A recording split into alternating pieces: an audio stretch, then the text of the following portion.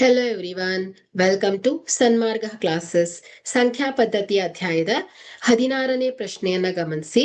m⁻3 ಗುಣಿಸು m⁻3 ಇದನ್ನ ಹೀಗೆ ವ್ಯಕ್ತಪಡಿಸಬಹುದು.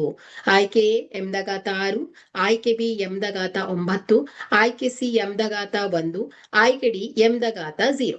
ಸೊ ಇಲ್ಲಿ ಘಾತಾಂಕ ನಿಯಮದ ಪ್ರಕಾರ ನೋಡಿ, ಆಧಾರಗಳು ಏನಾಗಿದೆ, ಒಂದೇ ಆಗಿದೆ ಅಲ್ವಾ. ಸೊ ಎಂ ಇದೆ.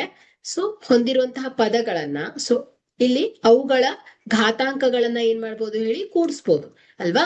So m into n is equal to ಏನಾಗುತ್ತೆ, m+n ಆಗುತ್ತೆ. ಸೊ ಇದನ್ನ ಅಪ್ಲೈ ಮಾಡಿದಾಗ m⁻3 into m⁻3 is equal to ಏನಾಗುತ್ತೆ, m⁻3+3.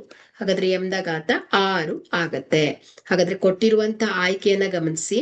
ಸೊ ಇಲ್ಲಿ m⁻6 ಸರಿಯಾದ ಆಯ್ಕೆ ಆಗತ್ತೆ. ಅಂದ್ರೆ ಏನಾಯ್ತು, ಎ ಸರಿಯಾದ ಆಯ್ಕೆ ಆಗತ್ತೆ. Okay, thank you.